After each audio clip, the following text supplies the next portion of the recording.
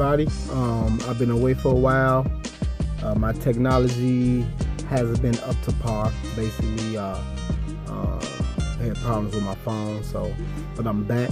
But what I want to talk about and try to get up to speed is staying on code, what ADOS is about, what we need to do, and what's our agenda. As everybody know, I'm in Chicago, and we had a lot of black so-called African Americans, some ADOS, some probably not, but our support that we had in politics here has been broken up, ripped down, and eviscerated by our current mayor, who is African American, female, LGBT, and she is not having an agenda for us. We got another individual, a millionaire here, by the name of Willie Wilson, and he's forefronting or putting together an agenda for reparations, but he got this black-brown coalition thing going on, as if Latinos was here enduring the hell that our ancestors was going through, and they claim is the same as ours. You shouldn't be mixing that up, sir. You need to get individual who knows about reparations. You need to sit down with those who are smarter than you on this subject and come together with a plan that will help our people, a plan that will help us get what we need in this city, in this community. Now, we got other things that's unfolding itself. People are happy that we got our first African American, so-called, as the head of the FBI, but that doesn't mean it's going to do something for us. For something to be doing, to help us and do what they need to be done for us, we have to have an agenda on it. So we don't have no agenda about this FBI appointment. I don't know who it is. I have to do a little research on it.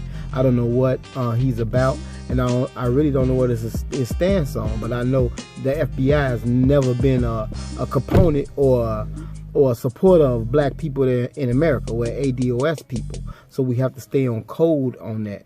And on code mean we shouldn't be talking about what our agenda is, well, defended in a way with people who look like us and came from the same lineage that we came from. You know, when somebody says reparations, we should be on it. When they talk about anything else but reparations, we should be refuting that and be like, that's not our black agenda. You know, so when you got people that look like us, that's supposed to be us, and they talk about DACA, be like, how does that help us?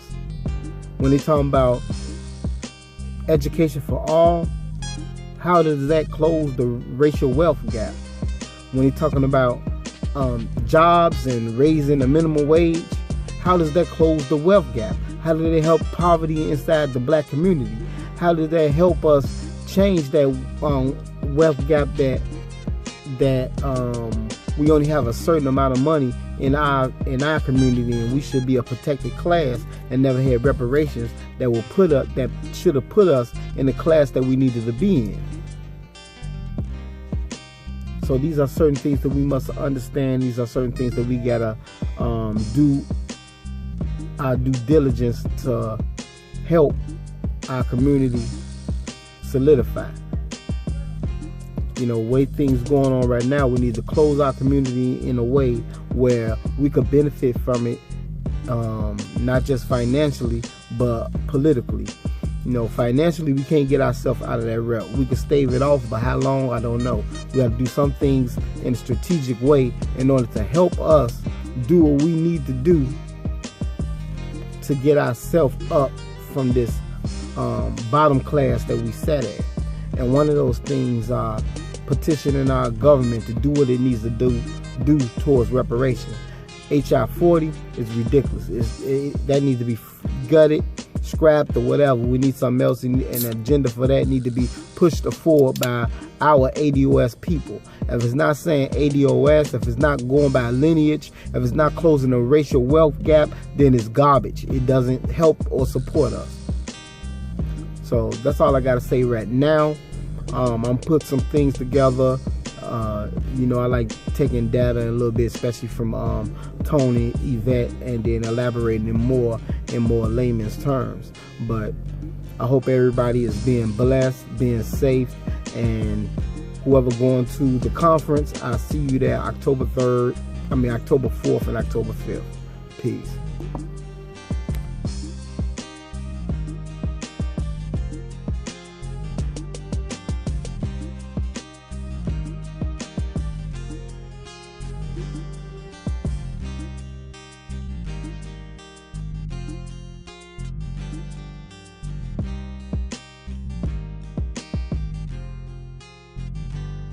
What's going on, everybody? Today I'm chilling with my brother, my E5 brother.